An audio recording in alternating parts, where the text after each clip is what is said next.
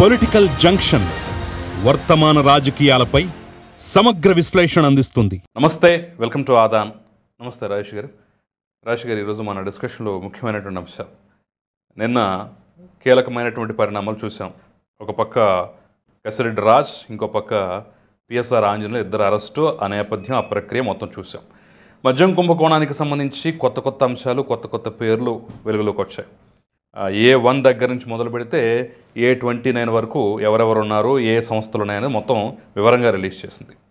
ఈ నేపథ్యంలోనే ఇందుట్లో మరి A1గా రాజ్ కసిరెడ్డి అయితే మరి జగన్మోహన్ రెడ్డి ఏమవుతాడు, ఎక్కడికి వస్తాడు, ఏంటి అనే ఒక చర్చ. మరోపక్క పిఎస్ఆర్ ఇష్యూలో నాకు ముందే తెలుసు, ఏదో సరదాగా 4 రోజులు లోపల ఉందామని వచ్చాను, అంటే ఏదో కొత్త అల్లుడు సంక్రాంతికి ఇంటికి వచ్చినట్టుగా ఫీల్ అయ్యాడు అనే ఒక రకంగా ఆయన కామెంట్స్ అయితే ఉన్నాయి. సో ఈ జత్వానీ కేసు అనేది స్టిల్ ఇప్పటికీ బలంగానే ఉందా? అట్ ద సేమ్ టైం మద్యం కేసుకు సంబంధించి మరి పెద్ద తలకాయల వరకు, తాడేపల్లి ప్యాలెస్ వరకు ఎప్పుడు వెళ్తుంది అనేది ఆసక్తికరమైన అంశం. వాటి గురించి కూడా మనం బ్రీఫ్గా మాట్లాడే ప్రయత్నం చేద్దాం. ఇక నెంబర్ 2, ఉర్సా. ఊరు పేరు లేని ఉర్సా అని ఎప్పుడైతే సాక్షి ఆ పత్రిక కానీ ఆ ఛానల్ కానీ మొదలెట్టిందో అప్పటి నుంచి అందరూ ఎత్తుకున్నారు. ఈ పెద్ద ఎత్తున వివాదం అయింది. ఊరికే భూములు కట్టబెడుతున్నారని చెప్పేసి గోలగోల అయింది. సో నిన్న ఆ కంపెనీ ప్రతినిధుల చేత ఫేస్ టు ఫేస్ మాట్లాడించడం, జూమ్ కాల్ అరేంజ్ చేయడం అనేది కొంత డ్యామేజ్ని తగ్గించినట్టుగా చూడాలి. సో ఇందుట్లో ప్రచారం ఏంటి, ప్రాపగాండా ఏంటి, వాస్తవాలు ఏంటి అనేది కూడా మనం క్లియర్గా మాట్లాడే ప్రయత్నం చేద్దాం. సరే, ఈ 2 అంశాల గురించి ఈరోజు మాట్లాడే ప్రయత్నం చేద్దాం. సో ఫస్ట్ నిన్న అరెస్టులు కానివ్వండి, మద్యం అంశం కానివ్వండి, అందుట్లో నిందితుల జాబితా కానివ్వండి, అది చూసిన తర్వాత మీ అభిప్రాయం ఏంటి? అంటే అరెస్టుల గురించి చెప్పడానికంటే ముందు నిన్న జగన్మోహన్ రెడ్డి గారు పార్టీ ఆవిర్భావం తర్వాత మొట్టమొదటిసారిగా పొలిటికల్ అఫైర్స్ కమిటీ అని చెప్పిన ఒక కమిటీని ఏర్పాటు చేసుకొని దాంట్లో ప్రసంగించాడు. అంటే సహజంగా ఏ రాజకీయ పార్టీ అయినా సరే, వాళ్ళ తెలుగుదేశం పార్టీ ఉంది, ఆ పార్టీలో విధాన నిర్ణయాలన్నీ కూడా పార్టీ పాలిట్ బ్యూరోలో చర్చించి ఫైనల్ చేస్తారు. జనసేన పార్టీ ఉంది, పొలిటికల్ అఫైర్స్ కమిటీ ఉంటుంది. భారతీయ జనతా పార్టీ ఉంది, పార్లమెంటరీ పార్టీ బోర్డు ఉంటుంది వాళ్ళకి. Congress party Congress working committee ఉంటుంది. కానీ వైసీపీ పార్టీకి ఇప్పటి వరకు అటువంటి డెమోక్రటిక్ స్ట్రక్చర్ లేదు. ఆ పార్టీ ఏర్పాటు నాటి నుంచి ఈ రోజు దాకా ఆ పార్టీలో విధాన నిర్ణయాలు తీసుకునే వ్యవస్థే లేదు. మొట్టమొదటిసారిగా ఆ పార్టీలో ఆ విధాన నిర్ణయాలు తీసుకునే ఒక వ్యవస్థ అవసరం అని చెప్పని గుర్తించి దానికి పొలిటికల్ అఫైర్స్ కమిటీ అని చెప్పిన కమిటీ ఏర్పాటు చేసుకొని దాంట్లో నేను జగన్మోహన్ రెడ్డి గారు ప్రసంగించారు. ఆ ప్రసంగించిన సందర్భంగా ఆయన ఒక అమూల్యమైన సుభాషితాలు చెప్పారు. అసలు ఈ రాష్ట్రం ఏమైపోతుంది, ఎటుపోతుంది, మనం చేసిన మంచి మనకు అక్కడికి వస్తుంది అని చెప్పని తత్వాలు చెప్పడం మొదలుపెట్టారు వాళ్ళకి. రాష్ట్రం ఎటుపోతుంది అని అంటే ఈ మధ్య ఒక డియోడ్రెంట్ది యాడ్ వచ్చేది, రాష్ట్రంలో ఏం జరుగుతుంది అని చెప్పని, ఏం నడుస్తుంది అని చెప్పని యాడ్ వచ్చేది. అలాగే జగన్మోహన్ రెడ్డి గారికి కూడా ఏం జరుగుతుందో ఆయనకి తెలుసు, ఎటు దారి తీస్తుందో ఆయనకి తెలుసు. నిన్న కసిరెడ్డి రాజ్ ఎలియాస్ కేసిరెడ్డి రాజశేఖర్ రెడ్డి, అతను విచారణ చేసిన సిట్ అధికారులకు ఇచ్చిన సమాచారం ఏంటి? జగన్మోహన్ రెడ్డి గారు నన్ను ప్రభుత్వానికి ఆదాయం వచ్చే విధంగా, అలాగే పార్టీకి కూడా ఫండ్ వచ్చే విధంగా ఎక్సైజ్ పాలసీని తయారు చేయండి అని చెప్పని నాకు బాధ్యతలు అప్పచెప్పారు. అంటే జగన్మోహన్ రెడ్డి గారి ఆదేశాల మేరకే ఇవాళ ఈ ఎక్సైజ్ పాలసీని మేము డిఫైన్ చేసాం, మేము డ్రాఫ్ట్ చేసామని చెప్పని కసిరెడ్డి రాజశేఖర రెడ్డి నేను చెప్తా ఉన్నాడు. అవును, అసలు మొట్టమొదట అంత వేరు కదా, నేను ఐటీ సలహాదారుని, నాకేం పని, నేను ఎందుకు విచారణకు వస్తాను కదా. అదే చెప్తున్నా. సహజంగా పాలసీస్ని డ్రాఫ్ట్ చేసేది కన్సర్న్ ఐఏఎస్ అధికారులు ఉంటారు. అవును, కన్సర్న్ మినిస్టర్ ఉంటాడు. సహజంగా ఏ పాలసీ అయినా సరే డ్రాఫ్ట్ అయ్యేది సెక్రటేరియట్లో అవుతుంది, లేదు ఆ కన్సర్న్ మినిస్టర్ పేషీలో చర్చించి ఫైనల్ చేస్తారు. అంతిమంగా శాసనసభలో చర్చించి చట్టరూపంగా ఆమోదం తెలుపుతారు. అంతేగాని ఎటువంటి అధికారిక ప్రోటోకాల్ లేని, అంటే ఐటీ అడ్వైజర్గా అతనికి ఒక ప్రోటోకాల్ ఉంటే ఉందేమో, కానీ ఎక్సైజ్ డిపార్ట్మెంట్కి సంబంధించి ఎటువంటి బాధ్యతలు లేని ఈ కేసిరెడ్డి రాజశేఖర్ రెడ్డి, విజయసాయి రెడ్డి, మిథున్ రెడ్డి, ధనుంజయ రెడ్డి, కృష్ణమోహన్ రెడ్డి, బ్రోరేజెస్ కార్పొరేషన్ వాసుదేవ్ రెడ్డి అతను ఆ డిపార్ట్మెంట్కి సంబంధించిన వ్యక్తి, సత్యప్రసాద్ ఆ డిపార్ట్మెంట్ ఉద్యోగి, సజ్జల శ్రీధర్ రెడ్డి డిస్టరీ యజమానిగా ఉన్న సజ్జల శ్రీధర్ రెడ్డి. అంటే ఇక్కడ ఏం అర్థమవుతుంది, అవినాష్ రెడ్డి అని ఇంకొక క్యాండిడేట్ కూడా ఉన్నాడు అనుకుంటా. అంటే అతను ఈ తర్వాత నడిపించిన ఈ నగదు రవాణా వ్యవస్థలో అతను ఉన్నాడు. ఓకే, పాలసీ మేకింగ్ లో వీళ్ళు లేరు. ఓకే, వీళ్ళందరూ కలిసి విజయసాయి రెడ్డి ఇంట్లో కూర్చొని మద్యం పాలసీ గురించి చర్చించాము అని చెప్పని విజయసాయి రెడ్డి కూడా మనం చెప్పాడు కదా. అదే కదా చెప్పింది. మొన్న ఢిల్లీ మద్యం కుంభకోణం విషయంలో కవిత గారి దగ్గర నుంచి, మాగొండ శ్రీనివాసరెడ్డి గారి అబ్బాయి దగ్గర నుంచి, శరచంద్రారెడ్డి దగ్గర నుంచి, కవిత గారి చార్ట్ అకౌంటెంట్ బుచ్చిబాబు దగ్గర నుంచి, ఇతను ఇక్కడ మనకి పిళ్ళై,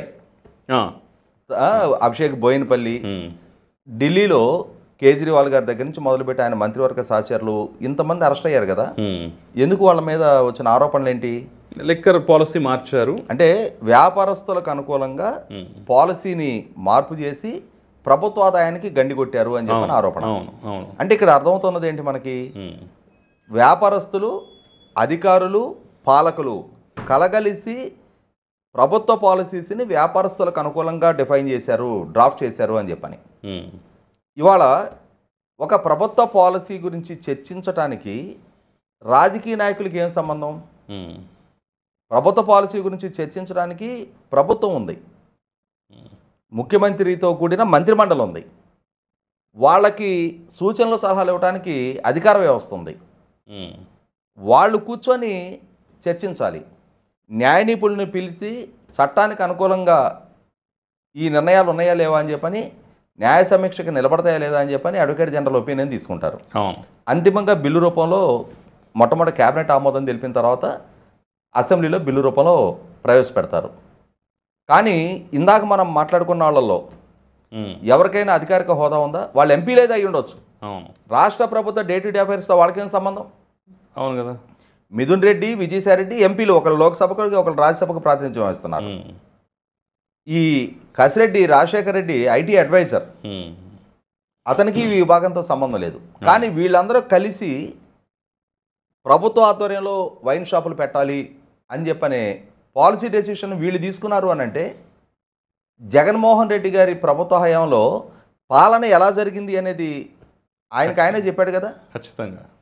అంటే ఇక్కడ అల్టిమేట్గా ఈ కేసులో బాధ్యుడు ఎవరు?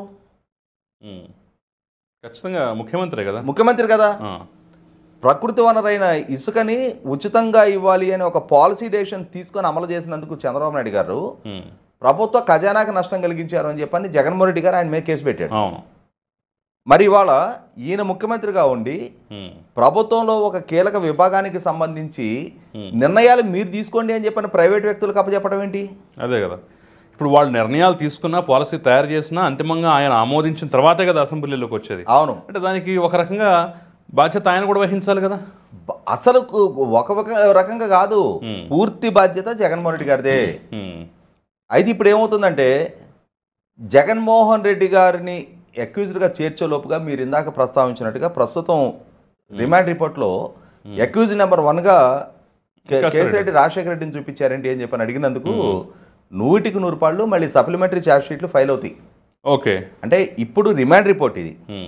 రేపు అంతిమంగా ఛార్జ్ షీట్ ఫైల్ అయ్యే నాటికి ఇప్పుడు కేసిరెడ్డి రాజశేఖర రెడ్డి దగ్గర నుంచి నమోదు చేసుకునే వాంగ్మూలం, అతను ఇచ్చే స్టేట్మెంట్ బేస్ చేసుకొని ప్రభుత్వం ఇంకొంచెం లోతుగా సిట్ ద్వారా విచారణ జరిపించి సేకరించబడే సాక్ష్యాధారాల ఆధారంగా అంతిమంగా జగన్మోహన్ రెడ్డి గారి దగ్గర చేరటం ఖాయం. నిన్న జగన్మోహన్ రెడ్డి గారు రాష్ట్రం ఎడిపోతుంది అంటున్నాడు కదా, రాష్ట్రం జగన్మోహన్ రెడ్డి గారి దగ్గరకు చేరబోతుంది. ఇప్పుడు కాదండి, ఇప్పుడు మనం సాయి రెడ్డి ఇందులో కీలకమైనటువంటి నేను విజిల్ బ్లోయర్ని అంటున్నాడు. నేను మిగతా వాళ్ళ సగమే చెప్పారు, ఇంకా పూర్తిగా ఎప్పదిస్తాను, నేను వదిలిపెట్టిన అది ఇది అని చెప్పేసి అంటున్నారు. అలాంటి సాయి రెడ్డిని కూడా A4 కానీ A5 కానీ మొత్తానికి చేర్చినట్టున్నారు. మరి సాయి రెడ్డి వెర్షన్ చూస్తే మనకి ఎక్కడ అసలు జగన్మోహన్ రెడ్డి పాపం అసలు ఏమీ తెలియదు, మొత్తం ఇతనే చేశాడనేటటువంటి విధంగా ఆయన రక్షిస్తూ అవసరమైతే అతను బలిపెట్టాలనేటటువంటి తీరులో ఉంది. మిథున్ రెడ్డి కూడా అంతకు మించి ఏమి ఉండదు. మరి ఇప్పుడు రాజే కీలకం అంటారా? రాజు కూడా జగన్మోహన్ రెడ్డి రక్షించి తాను బలైపోవడానికి సిద్ధంగా ఉంటాడంటారా? ఇక్కడ గమనించుకోవాల్సింది ఏంటి అంటే రాజు నిన్న ఇచ్చిన స్టేట్మెంట్ ప్రకారం, అంటే విచారణలో వెల్లడించిన వాస్తవం ప్రకారం, జగన్మోహన్ రెడ్డి గారు ఓఎస్డి కృష్ణమోహన్ రెడ్డికి, పెద్దిరెడ్డి మిథున్ రెడ్డికి ఈ నగదు చేర్చాము అని చెప్తా ఉన్నాడు అతను. ఓకే. అంటే మరి ప్రభుత్వానికి సంబంధించిన, అంటే ప్రభుత్వ పాలసీ మాటున అసలు ఏ అధికారం లేని కసిరెడ్డి రాజు చెబితే డిస్టరీస్ డబ్బులు ఇచ్చేస్తాయా? అదే కదా, ఎందుకు ఇస్తాయి? ఇవాళ బ్రోరేజెస్ కార్పొరేషన్ ద్వారా ప్లేస్ చేసిన ఆర్డర్స్కి అనుకూలంగా ఏ బ్రాండ్ ఆర్డర్ ప్లేస్ చేస్తే ఆ బ్రాండ్ ఎంత క్వాంటిటీ బ్రోరేజెస్ కార్పొరేషన్కి సప్లై చేస్తే అంత క్వాంటిటీకి ప్రపోర్షనేట్గా కేసు కింద అని చెప్పని మామూలు ఇచ్చారని కదా ఇప్పుడు ఆరోపణ.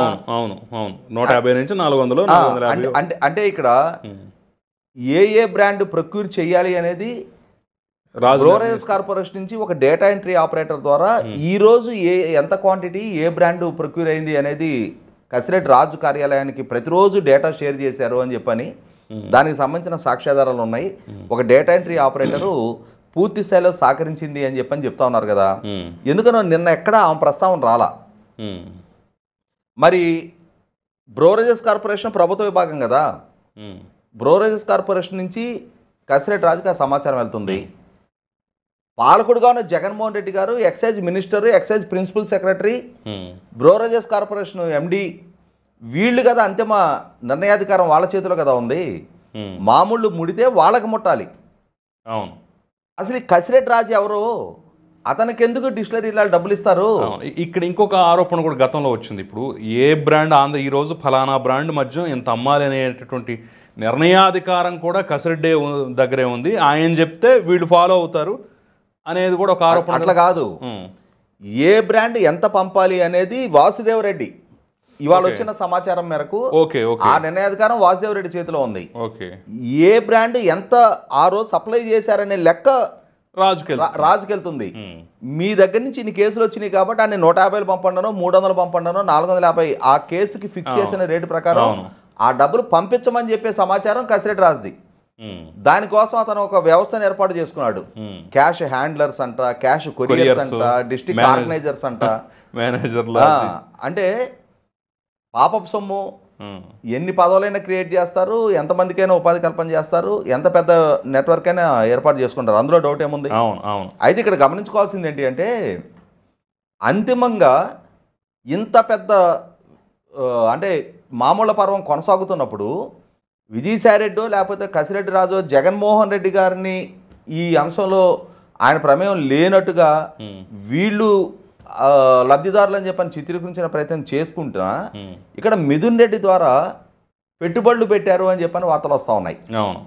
వాటిని ఈ క్యాష్ని వైట్ చేశారు అని చెప్పని అది అంతిమ లబ్ధిదారు ఎవరనేది నిర్ధారణ అవుద్ది, కాకుండా ఆగదు. సో ఇక్కడ గమనించుకోవాల్సింది ఏంటి అంటే కసిరెడ్డి రాజు అయినా, వాసుదేవ్ రెడ్డి అయినా, విజయసాయి రెడ్డి అయినా, ధనుంజయ రెడ్డి అయినా, కృష్ణమోహన్ రెడ్డి అయినా వీళ్ళందరూ కలగలిసి వేల కోట్ల రూపాయల మామూలు రూపంలో జరిగిన వసూలు గురించే మనం ఇప్పటిదాకా మాట్లాడుకుంటున్నాం. కానీ డిస్టరీస్ నుంచి అసలు బ్రోరేజెస్ కార్పొరేషన్ ద్వారా కాకుండా డైరెక్ట్గా షాపులకు సప్లై చేశారు, నాన్ డ్యూటీ పెయిడ్ లిక్కరు 650 షాపుల్లో అమ్మారు అని చెప్పని ముఖ్యమంత్రి చంద్రబాబు నాయుడు గారు అసెంబ్లీకి డిస్క్లోజ్ చేశారు. ఇవాళ ఈ మామూళ్ళే 3,200 కోట్లు ఉంటే ఈ NDPL non duty paid liquor అది ఎన్ని వేల కోట్ల రూపాయలు ఉండాలి? ఇవాళ ఒక కేసు ఒక డిస్టరీ ఉత్పత్తి చేస్తే ఆ ఉత్పత్తి చేసిన కేసు బ్రోరేజెస్ కార్పొరేషన్కి అమ్మిన దాని మీదే ఇన్ని వేల కోట్ల రూపాయలు మామూలు రూపంలో ముడితే తయారు చేసిన ప్రోడక్టు బ్రోరేజెస్ కార్పొరేషన్తో సంబంధం లేకుండా ప్రభుత్వానికి రూపాయి ట్యాక్స్ చెల్లించకుండా 100 రూపాయలు డిస్టరీ చేతికే వచ్చే దాంట్లో ఇంకా ఎన్ని మామూళ్ళు ఉంటాయి?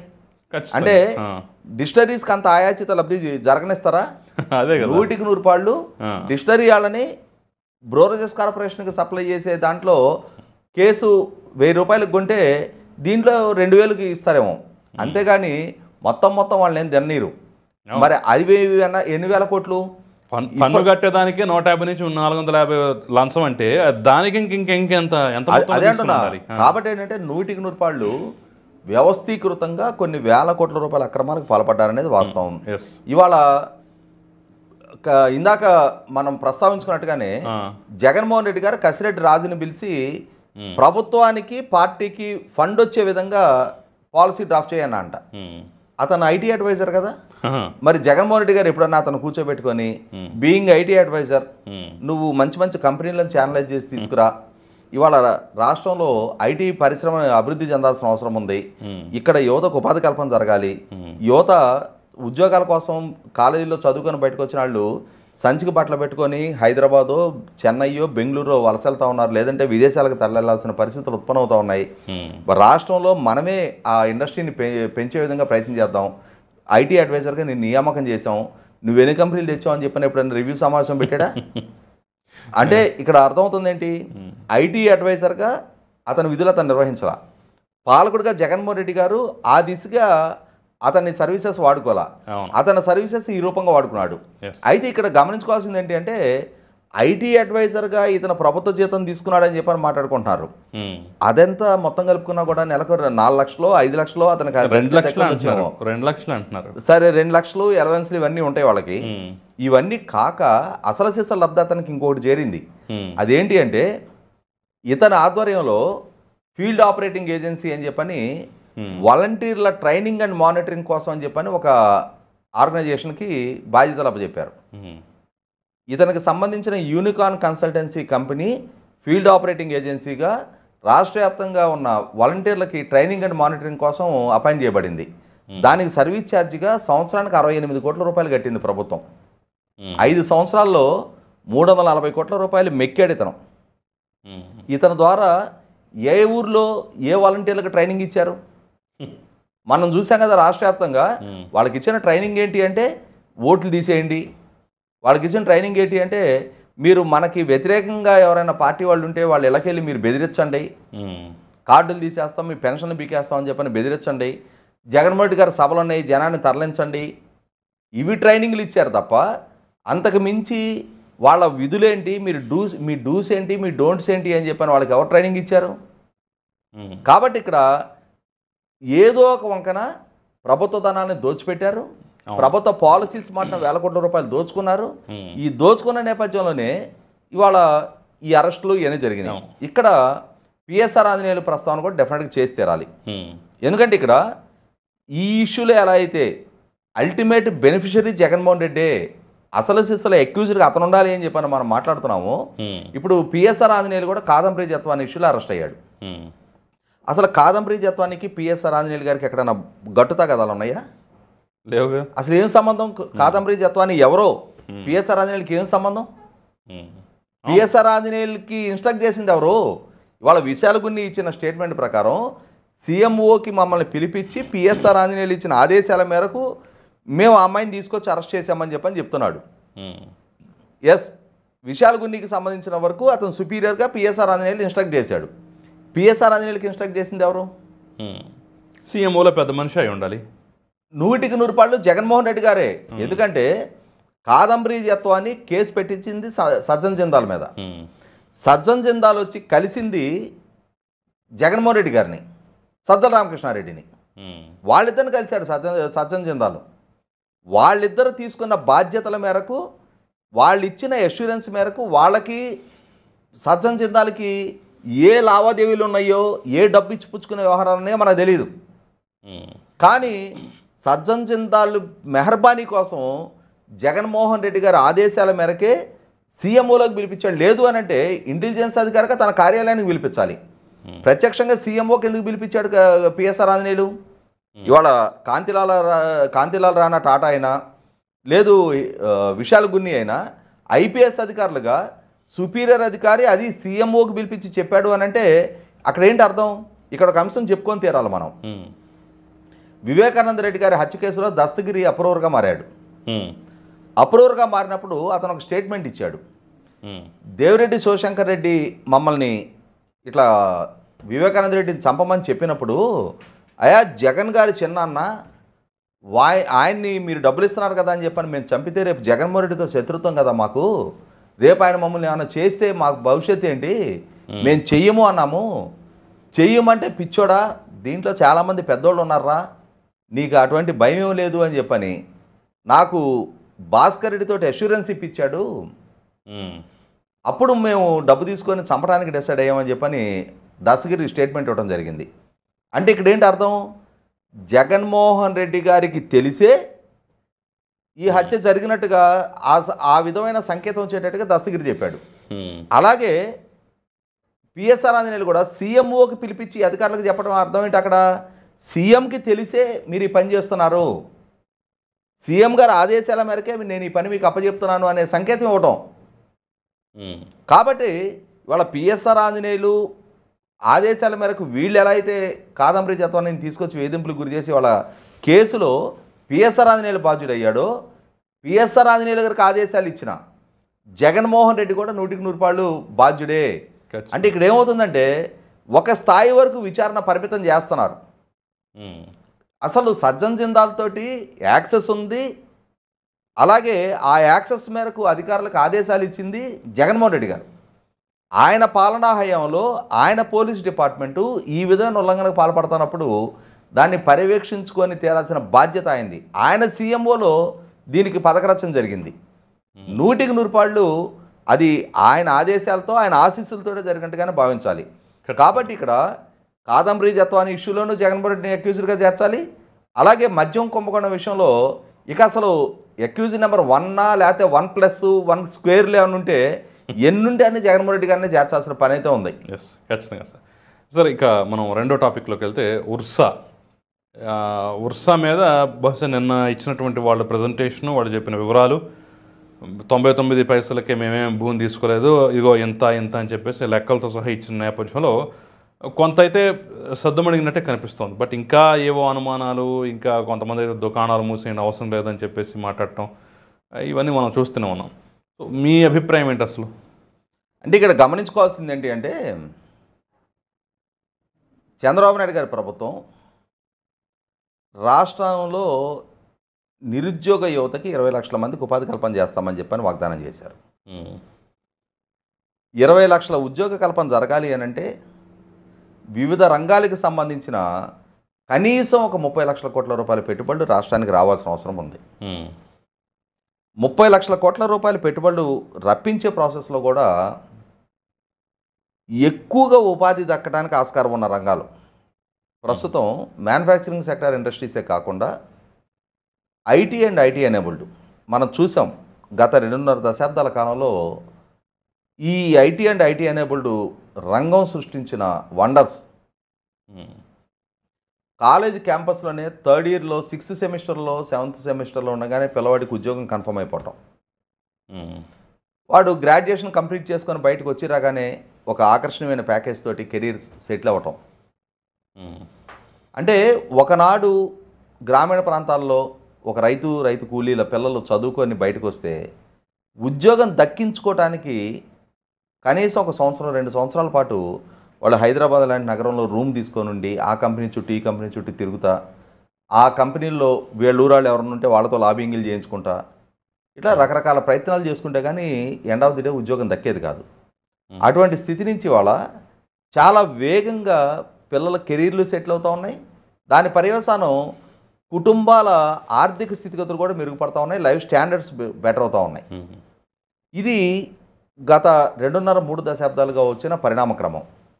ఇటువంటి సందర్భంలో చంద్రబాబు నాయుడు గారి ప్రభుత్వం కూడా ఆయా రంగాల్లో ఎక్కువ మందికి ఉపాధి కల్పనకు ఆస్కారం ఉన్నది, అలాగే ఆయా రంగాల ద్వారా ఎక్కువగా సంపద సృష్టికి కూడా ఆస్కారం ఉంది. ప్రభుత్వాలకు కూడా ట్యాక్స్ రెవెన్యూస్ రావడానికి ఆస్కారం ఉన్న ఈ డేటా స్టోరేజ్ కంపెనీలు, డేటా అనాలిసిస్ కంపెనీలు, అలాగే క్వాంటమ్ సిటీ అని చెప్పని ప్రపోజ్ చేస్తున్నారు. అంటే ఇప్పుడు సాంకేతికంగా నాబోటాళ్ళం అంత వివరంగా చెప్పలేకపోవచ్చు, కానీ ప్రపంచంలో సాంకేతికంగా వస్తున్న మార్పు చేర్పులను అందిపుచ్చుకోవడంలో చంద్రబాబు నాయుడు గారు మొదటి నుంచి కూడా మిగిలిన రాష్ట్రాల కన్నా మిగిలిన రాజకీయ నాయకుల కన్నా ఒక అడుగు ముందుంటారు. అలాగే ఇప్పుడు విశాఖపట్నంలో ఆయన ఒక డేటా సిటీని ఏర్పాటు చేయాలి అనుకుంటున్నారు. దానికోసం అక్కడ 5 లక్షల మందికి ఉపాధి కల్పన కోసం ఐటీ అండ్ ఐటీ ఎనేబుల్డ్ కంపెనీలు కూడా ఏర్పాటు చేస్తామని చెప్పని లోకేష్ గారు చెప్తా ఉన్నారు. దాంట్లో భాగంగానే 21 ఎకరాలు టీసీఎస్కి కేటాయింపు చేశారు. 12,000 మందికి అక్కడ ఉపాధి కల్పన దక్కడానికి కూడా ఆస్కారం ఉందని చెప్పని చెప్తా ఉన్నారు. ఇంకా కూడా చాలా పెద్ద పెద్ద కంపెనీలతోటి చర్చలు జరుపుతున్నట్టుగా చెప్తున్నారు.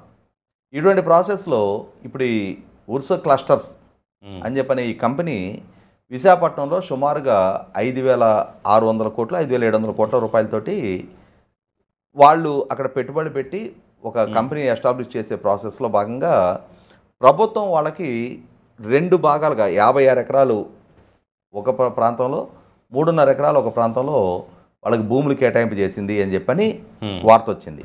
సహజంగా అయితే ఏంటంటే ఒక 5,600 కోట్ల రూపాయలు పెట్టుబడి ఒక రాష్ట్రానికి వస్తుంది అనుకున్నప్పుడు దాని ద్వారా ఒక 2,000 మందికి ప్రత్యక్షంగా ఉపాధి దక్కడానికి ఆస్కారం ఉంది అనుకున్నప్పుడు అంటే 5-6 వేల కోట్ల రూపాయలు ఒక రాష్ట్రంలో గ్రౌండింగ్ అవుతున్నప్పుడు డెఫినెట్గా అక్కడ ఒక ఎకనామిక్ యాక్టివిటీ చోటు చేసుకుంటుంది. అంటే 5-6 వేల కోట్ల రూపాయలు పెట్టుబడులు పెట్టి అక్కడ పరోక్ష ఉపాధి చాలామందికి దక్కడానికి ఆస్కారం ఉంటుంది. ప్రత్యక్షంగా ఒక 2,000 మందికి ఉపాధి దక్కడానికి ఆస్కారం ఉంటుంది. పైగా ఆ కంపెనీ ఎస్టాబ్లిష్మెంట్ ద్వారా ప్రభుత్వానికి బోల్డ్ ట్యాక్స్ రెవెన్యూస్ వస్తాయి. అవును. ఆ ప్రాంతంలో ప్రత్యక్షంగా ఒక 2,000 మందికి ఉపాధి కల్పన జరిగితే దాని నుంచి ఇంకొక 6-7 వేల మందికి ఇండైరెక్ట్ ఎంప్లాయ్మెంట్ దక్కడానికి ఆస్కారం ఉంటుంది. అంటే ఓవరాల్గా ఒక 10,000 మందికి సెక్యూర్డ్ లైఫ్ సెక్యూర్ అవడానికి ఆస్కారం ఉంటుంది. ఇది ఆహ్వానించదగ్గ పరిణామం. అయితే ఏంటంటే మనం గత 4 రోజులుగా చూస్తూ ఉన్నాం. అసలు అది ఆ కంపెనీ వెబ్సైట్ లేదు, ఆ కంపెనీ ప్రమోటర్స్గా బయటకు వచ్చిన వాళ్ళకి అసలు ఆర్థిక స్తోమత లేదు. ఇవి బినామీ పేర్లతో ఏర్పాటు చేస్తున్న కంపెనీలు, భూములు కొట్టేయడానికి ఏర్పాటు చేయబడ్డ కంపెనీలు, 3,000 కోట్ల రూపాయలు ఖరీదు చేసే భూములు కేవలం కొద్ది లక్షల రూపాయలు పెట్టుబడి పెట్టి ఆ భూములు కొట్టేయడానికి వేసిన ప్రపోజలే తప్ప 5,600 కోట్ల రూపాయలు పెట్టుబడి పెట్టగలిగే సామర్థ్యం వాళ్ళకి లేదు. ఇట్లా రకరకాలుగా చర్చలు జరుగుతూ ఉన్నాయి. ఈ చర్చల నేపథ్యంలో నిన్న కంపెనీ ప్రతినిధులు కూడా జూమ్ కాల్లో మీడియాతో కూడా వివరంగా మాట్లాడటం జరిగింది. మనకున్న కామన్ సెన్స్ మేరకు కూడా మనం గతం నుంచి చూసాం. ఇప్పుడు వోక్స్ వ్యాగన్ కంపెనీ ఇండియాలోకి రావాలి అనుకున్నప్పుడు, ఆంధ్రప్రదేశ్ రాష్ట్రంలో వోక్స్ వ్యాగన్ కంపెనీ పెట్టుబడి పెట్టాలి అనుకున్నప్పుడు నాటి పరిశ్రమల శాఖ మంత్రి బొత్స సత్యనారాయణ గారు ఆయన ఆధ్వర్యంలో అప్పుడు ఒక ఎస్పీవి ఏర్పాటైంది, వశిష్ఠ వాహన్ అని చెప్పని. ఆ వశిష్ఠ వాహన కంపెనీకి 11 కోట్ల రూపాయలు గవర్నమెంట్ నుంచి రాజశేఖర రెడ్డి గారి ప్రభుత్వంలో నగదు ట్రాన్స్ఫర్ చేశారు. అంటే ఎస్పీవి ఏర్పాటు అనేది ఇన్విటబుల్. ఇక్కడ ఇండియాలో యాక్టివిటీ చేయాలి అనుకుంటే ఇక్కడ కంపెనీ ఎస్టాబ్లిష్ అయి ఉండాలి. ఒక సింపుల్ ఎగ్జాంపుల్ చెప్తా. రీసెంట్గా హైదరాబాద్లో ఈ ఐటీ కోర్సెస్ నేర్పించే ఒక సంస్థ వాళ్ళు నన్ను అప్రోచ్ అయ్యారు. మేము ఆంధ్రప్రదేశ్ రాష్ట్రంలో కూడా మా ఇన్స్టిట్యూట్ ఏర్పాటు చేయాలనుకుంటున్నాం. ఇప్పుడు ఆంధ్రప్రదేశ్ రాష్ట్రం కూడా స్కిల్ అప్గ్రేడేషన్ కోసం ప్రయారిటీ ఇస్తున్నారు కాబట్టి స్కిల్ డెవలప్మెంట్ తోటి కోఆర్డినేషన్ తోటి మేము అక్కడ మా సంస్థ ఏర్పాటు చేస్తాము అని చెప్పని మాకు అక్కడ యాక్సెస్ మీకు ఏమన్నా రాజకీయంగా పరిచయం ఉంటే మాకు యాక్సెస్ ఇప్పించమని అడిగారు. నేను నాకు తెలిసిన ఒక వ్యక్తి దగ్గరికి తీసుకెళ్ళి కల్పించా. వీళ్ళు రాష్ట్రంలోకి ఇన్స్టిట్యూట్ ఏర్పాటు చేస్తానంటున్నారు, చూడండి అని చెప్పని. ఆయన ఏం చెప్పారంటే వీళ్ళని ఆరాధిస్తారు. మీ సంస్థ ఎక్కడుంది? హైదరాబాద్లో ఉంది. హైదరాబాద్లో ఉన్న సంస్థకి ఆంధ్రప్రదేశ్ రాష్ట్రంలో మీకు అక్కడ సంస్థతో అక్కడ ప్రభుత్వంతో మీకు అగ్రిమెంట్ అవ్వాలంటే కష్టం. మీరు చిన్నదైనా సరే ముందు అక్కడ ఒక సంస్థ ఏర్పాటు చేయండి. ఎక్స్పర్టైజ్ మీ దగ్గర ఉంది కాబట్టి మీకున్న ట్రాక్ రికార్డు నేపథ్యంలో మీరు అక్కడ సంస్థ ఏర్పాటు చేస్తే అప్పుడు ఆ సంస్థ ద్వారా ఒక 2-3 నెలలు మీ యాక్టివిటీ నడిచిన తర్వాత ప్రభుత్వంలో కన్సర్న్ అధికారులకి నేను మిమ్మల్ని ఇంట్రడ్యూస్ చేస్తాను. అప్పుడు మిమ్మల్ని మీరు ప్రూవ్ చేసుకొని వాళ్ళ దగ్గర వాళ్ళకి గనక నచ్చితే అక్కడ స్కిల్ డెవలప్మెంట్కి మిమ్మల్ని ప్రమోట్ చేస్తారు అని చెప్పారు. అంటే సేమ్ ఈ కంపెనీకి కూడా అప్లై అవుతుంది కదా. అమెరికాలో ఉన్న కంపెనీ ఇండియాలో ఆంధ్రప్రదేశ్ రాష్ట్రంలో విశాఖపట్నంలో పెట్టుబడి పెట్టాలి అనుకున్నప్పుడు అమెరికన్ కంపెనీ డైరెక్ట్గా ఇక్కడ ఎస్టాబ్లిష్ అవ్వదు. ఇక్కడ ఒక ఇండియన్ కంపెనీతో ఉంటుంది. మీరు గమనించుకుంటే సీమన్స్ కంపెనీ, సీమన్స్ ఇండియాతో కదా ఒప్పందం జరిగింది. కియా కంపెనీ, కియా ఇండియాతో కదా ఒప్పందం జరిగింది. అలాగే ఇప్పుడు వీళ్ళు కూడా ఇండియన్ ఇక్కడ ప్రొసీడింగ్స్ ప్రకారం ఇక్కడ కంపెనీ రిజిస్ట్రేషన్ చేశారు. ఇక్కడ తాత్కాలికంగా ఒక ఆఫీస్ ఎస్టాబ్లిష్మెంట్ చేశారు. ఈలోపుగానే ఇప్పుడు ప్రభుత్వం కండిషనల్ ఎంఓయూ చేసుకుంది వాళ్ళతో. 2 సంవత్సరాల కాలంలో మీరు ఈయన పెట్టుబడి పెట్టాలి, మీరు వాగ్దానం చేసిన మేరకు ఇంత ఉపాధి కల్పన జరగాలి. వాళ్ళ దగ్గర వీళ్ళు ఆరోపిస్తున్నట్టుగానే ఫైనాన్షియల్ స్టేటస్ లేదు. ప్రభుత్వం కండిషనల్గా వాళ్ళకి ఇచ్చిన భూముల్ని వాళ్ళు ఏం చేస్తారు? వాళ్ళు తీసుకెళ్ళి అమ్మేసుకుంటారా? రియల్ ఎస్టేట్ ప్లాట్లు వేసి అపార్ట్మెంట్లు కడతారా? అవకాశం లేదు. మరి కట్టలేదు, 2 yearsలో ఎస్టాబ్లిష్ చేయలేదు, ప్రభుత్వం వెనక్కి తీసేసుకుంటుంది కదా. అంటే ఇక్కడ పైగా ఈ 99 పైసలకే ఇచ్చారనే ఒక ప్రాపగాండ కూడా పుట్టించారు, కానీ వాళ్ళు వాస్తవాలు వేరు కదా. అంటే ఇక్కడ జరిగింది కూడా ఏంటంటే ఒకదానికొకటి లింకప్ చేసి, ఇప్పుడు టీసీఎస్ కంపెనీకి 99 పైసలకి ఇచ్చారు, వీళ్ళకి ఇచ్చింది ఈ డేటా సెంటర్ ఎస్టాబ్లిష్మెంట్ కోసం ఏమో ఎకరం 50 లక్షలకి ఇచ్చారు, ఐటీ కంపెనీ ఎస్టాబ్లిష్మెంట్ కోసం ఎకరం ₹1 కోటి ఇచ్చారు. ఇవాళ ఒక కంపెనీ ఎస్టాబ్లిష్మెంట్ కోసం ఇచ్చేటప్పుడు ఆ విధంగానే ఇస్తారు. జగన్మోహన్ రెడ్డి గారి ప్రభుత్వం అదానీ వాళ్ళకి 185 ఎకరాలు కేటాయింపు చేసింది విశాఖపట్నంలో, వాళ్ళకి ఎకరం ₹1 ఇచ్చారు. మరి అక్కడ ₹1 ఇవ్వటం ఒప్పు అని చెప్పని జగన్మోహన్ రెడ్డి గారిని ఫీల్ అవుతున్నప్పుడు వీళ్ళు ఇవ్వటం తప్పని ఎలా చెప్తాడు? ఇక్కడ మేము మీ రాష్ట్రంలో పెట్టుబడి పెట్టాలి అనుకుంటున్నాం, అంటే రాష్ట్రానికి నెసెసిటీ లేదు, ఆ పెట్టుబడిదారుడికి అవసరం, ఆ పెట్టుబడిదారుడు రాష్ట్రాన్ని అప్రోచ్ అయ్యాడు, అప్పుడు రాష్ట్రం డిక్టేట్ చేస్తుంది నువ్వు మా దగ్గర పెట్టాలి, ఇక్కడ వ్యాపారం చేసుకోవాలి అని అంటే ఈ భూమి ఖరీదు ఇంత, దాన్ని నువ్వు చెల్లించి నువ్వు కొనుక్కొని చేసుకో. ఇవాళ కోకాపేట లాంటి ప్రాంతంలో ఆక్షన్ వేస్తే అక్కడ భూమి దక్కితే చాలు అనుకొని పోటీపడి కొనుక్కొని కంపెనీలు ఎస్టాబ్లిష్ చేస్తున్నారు. అంటే ఎప్పుడది ఆల్రెడీ ఒక యాంబియన్స్ సెట్ అయిన తర్వాత, ఒక సోషల్ లైఫ్ ఎస్టాబ్లిష్ అయిన తర్వాత, హ్యూమన్ రిసోర్సెస్, గవర్నమెంట్ పరమైన పాలసీసు, అక్కడ లోకల్ ఇన్ఫ్రాస్ట్రక్చరు, రోడ్డు కనెక్టివిటీ ఇవన్నీ ఎస్టాబ్లిష్ అయిన తర్వాత గవర్నమెంట్ డిక్టేట్ చేస్తుంది. కానీ ఆంధ్రప్రదేశ్ రాష్ట్ర పరిస్థితి కాదు. బాబు రండి నాయన మీరు వచ్చి పెట్టుబడులు పెట్టండి, మీ పెట్టుబడుల వల్ల మా యువతకు ఉపాధి కల్పన జరగాలి, మా రాష్ట్ర ముఖచిత్రం మారాలి అని చెప్పని అభ్యర్థించే స్టేజ్లో ఆంధ్రప్రదేశ్ రాష్ట్రం ఉంది. ఇటువంటి స్థితిలో ఇక్కడ ఎకరం 10 కోట్లు డిసైడ్ చేస్తున్నాను నువ్వు కట్టు అని అంటే 600 కోట్ల రూపాయలు ల్యాండ్ మీద పెట్టి అక్కడ కంపెనీని ఎస్టాబ్లిష్ చేసే నెసిటీ వాళ్ళకి లేదు. ఎందుకంటే మేము ఉచితంగా ఇస్తాము, మేము మీకు సబ్సిడైజ్ రేట్కి ఇస్తాము అని చెప్పని వాళ్ళ చుట్టూ తిరిగే రాష్ట్రాలు చాలా ఉన్నాయి వాళ్ళ. అవును, అటువంటి పోటీ ప్రపంచంలో వాళ్ళని ఆకర్షించి వాళ్ళ ద్వారా అక్కడ కంపెనీ ఎస్టాబ్లిష్ చేయించుకోవడం అనేది రాష్ట్ర ప్రభుత్వానికి అవసరం, అవును, రాష్ట్ర ప్రజలకి అవసరం, రాష్ట్ర యువతకి, నిరుద్యోగ యువతకి మరీ అవసరం. ఇటువంటి స్టేజ్లో ఏమవుతుందంటే విష ప్రచారం చేయి, అరే వీళ్ళు పెట్టుబడులు రప్పిస్తారా, వీళ్ళు పరిశ్రమలు పెడతారా, ఇక్కడ యువతకు ఉపాధి కల్పన చేస్తారా, ఇవన్నీ చేస్తే రేపు మనల్ని ఎవడు పట్టించుకుంటాడు? ఇవన్నీ జరగకూడదు.